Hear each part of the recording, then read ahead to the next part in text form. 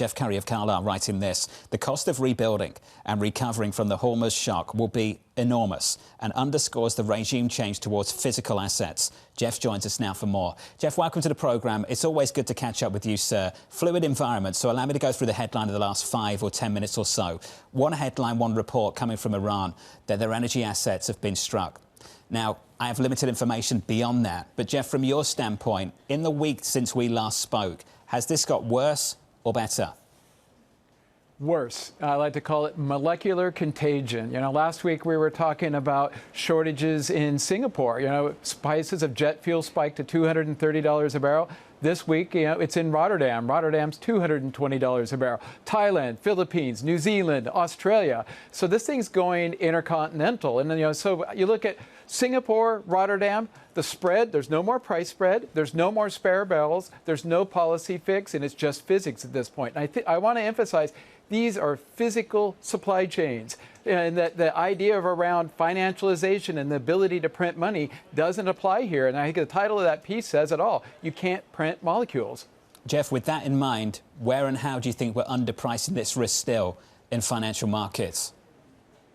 That's the peculiar thing about this, is that you look at the paper markets, they've entirely disconnected from the physical markets. Crude oil on an Oman basis, on the other side of the strait, the side that's free, spiked to $173 a barrel yesterday. Crude delivered in Asia is a blend of Dubai and Oman, which is trading somewhere around 130 and 170. And today, this morning, they're call it 120 to 150. So you're delivering crude into Asia at somewhere around $130 a barrel.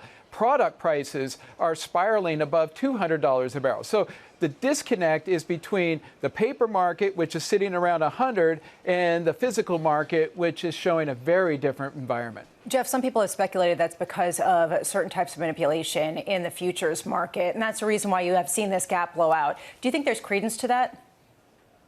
You could argue that Monday last week, there was a mysterious 11 million barrel seller. I don't want to get into that. It's not enough to really change the dynamic. I think that the bigger factor that was likely driving WTI and Brent and staying lower is the price of Urals, Russian crude oil. It's rallied $65, $70 a barrel once they took off the sanctions. So WTI and Brent were the high-cost barrels. The Russian was the cheap. What happened? You closed that gap. And now that you've closed that gap, you don't have any more spare barrels in the system, and this rest of the complex likely to start to rally. I go back to the point that, John started with is, we're dealing with an enormous supply shock. By the way, the supply shock is almost equal to the demand shock during COVID. And we know what that did to global supply chains. So I think, at $100 a barrel, this thing's mispriced, even against the physical market. There is a sense, though, that this time is a bit different than, say, the 1970s in terms of the world's reliance on oil, especially China, how much they've diversified to electric vehicles, to nuclear energy, and other places as well. How much do you think that that is going to be the growing trend, to diversify the sources of energy in myriad ways beyond what we were doing, even during the so-called Green Revolution, as people try to avoid these types of shocks?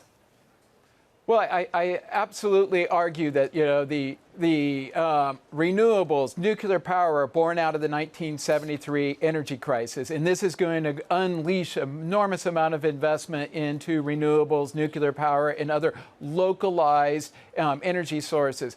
The problem, though, is we call this the new dual order. The problem is that we haven't got to that transition where we have electrified everything, localized it. And the type of oil consumption that's left in the global economy is critical. And so if you pull those barrels out of the system, the rippling effect or the cascading effect through global supply chains is going to be significant. You go from gas to urea, urea to fertilizers, fertilizers to the dinner table.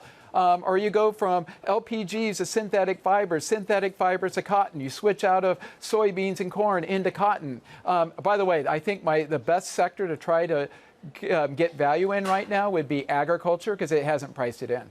Jeff, when it comes to barrels coming off the market, this came from an industry consultant in terms of China. They're looking at potentially a drawdown in commercial and operational stockpiles amounting to as much as 1 million barrels a day.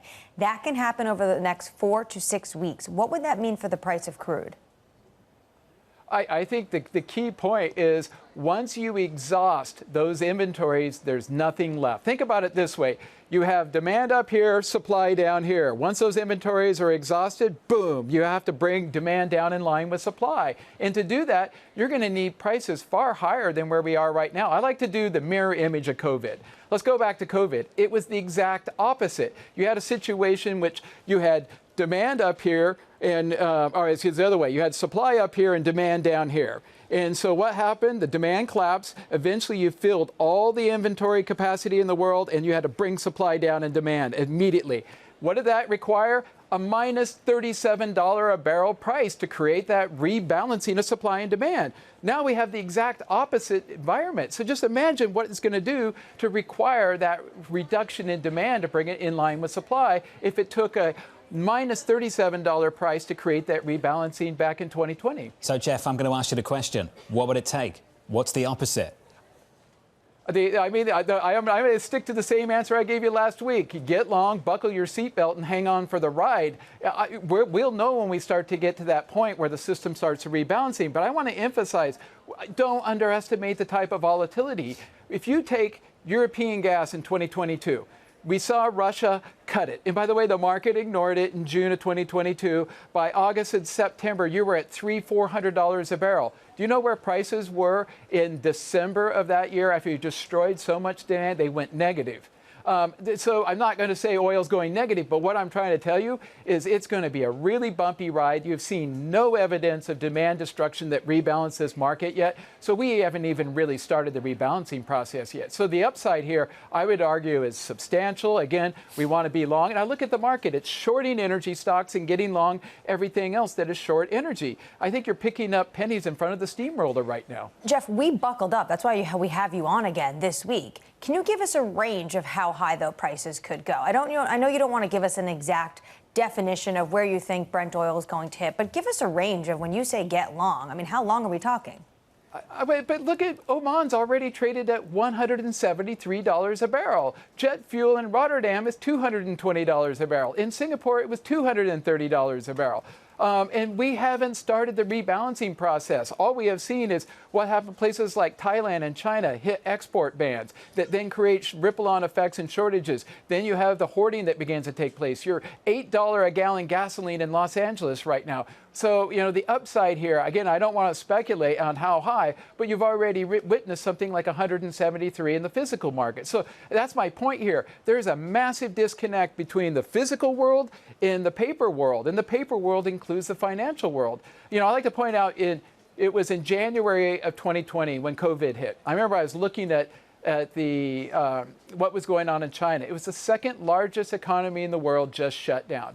Stock market rallies, oil is hanging in there, not selling off. And I'm going, guys, we got to get short this thing. You can't hit the global economy with a shock of that magnitude and not expect bad things to happen. And we have the exact mirror image of the same similar size shock hitting the world right now. And the market on the paper and financial side is not keen off the signals that it's providing at this point in time. So, Jeff, at some point it gets real for the market. And with COVID, it was when the northern Italian cities started to shut down. There was a sense that this was getting real, that it was spreading beyond China, it was hitting Europe and could hit the US as well.